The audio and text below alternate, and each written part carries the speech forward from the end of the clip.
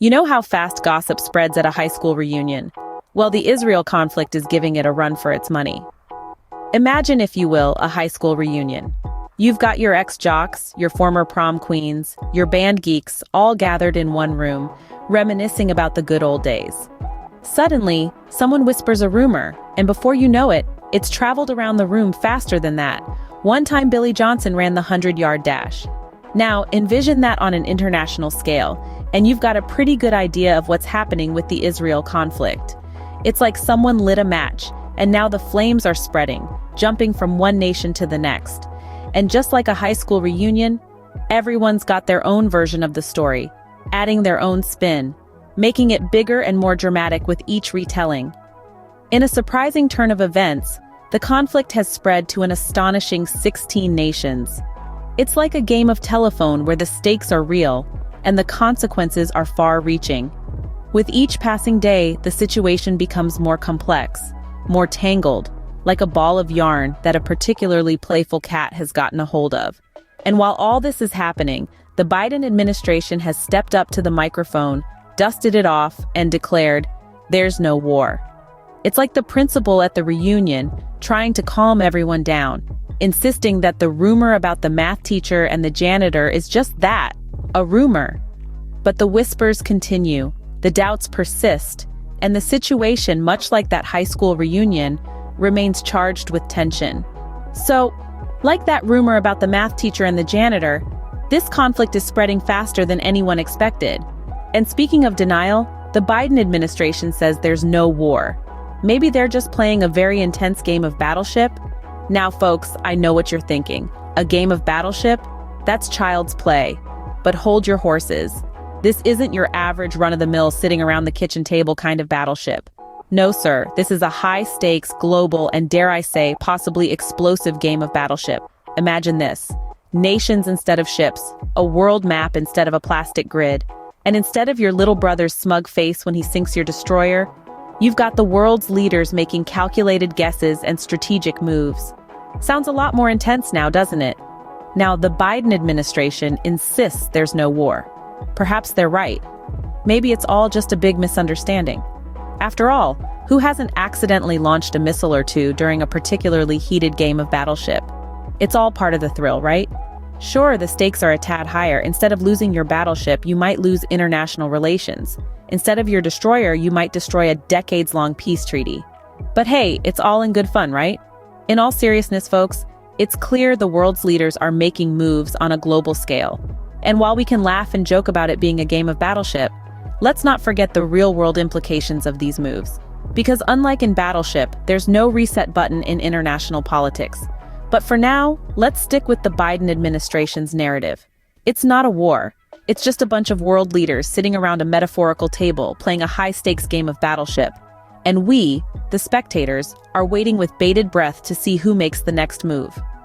So, it's not a war, folks. It's just a global, high-stakes, possibly explosive game of Battleship. Nothing to see here. And you thought your Aunt Susan showing up uninvited to your wedding was bad. Imagine having 16 nations show up to your conflict. That's right, folks.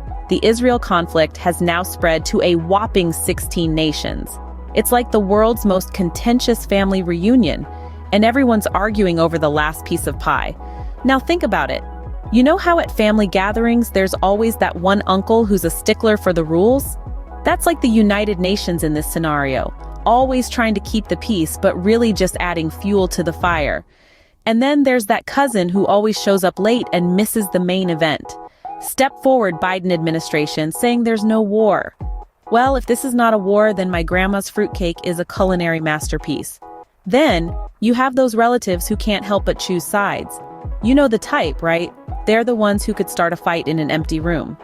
Now, expand that to a global scale, and you have a bunch of nations picking sides and escalating tensions. It's like a game of Risk gone horribly, horribly wrong. And let's not forget about the neighbors.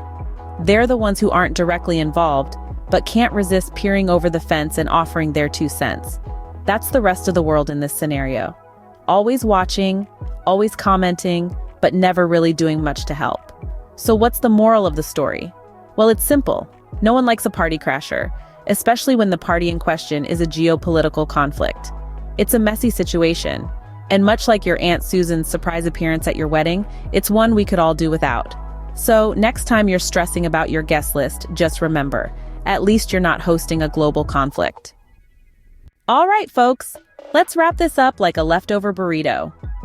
Now, imagine having a game night, right?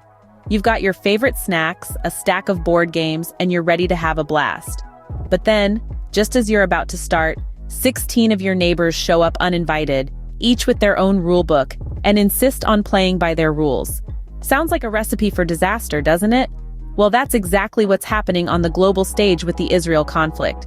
It's like the world's worst game night. But instead of arguing over who cheated in Monopoly, nations are arguing over borders and peace treaties. The Biden administration, acting like the overwhelmed host, is trying to keep things calm. They're insisting there's no war. It's just a really intense game of battleship. But when you've got 16 nations involved, it's more like a chaotic game of Twister, where everyone's trying to reach for power without toppling the whole thing over. And let's not forget about the rule books. Each nation has its own interpretation of how the game should be played. It's like trying to play Scrabble with 16 different dictionaries. You've got one country arguing that ZA isn't a word, while another insists it's the highest scoring two-letter word in the game. This conflict isn't just about Israel anymore. It's a global issue, with 16 nations now entangled in the web of this geopolitical game night gone wrong.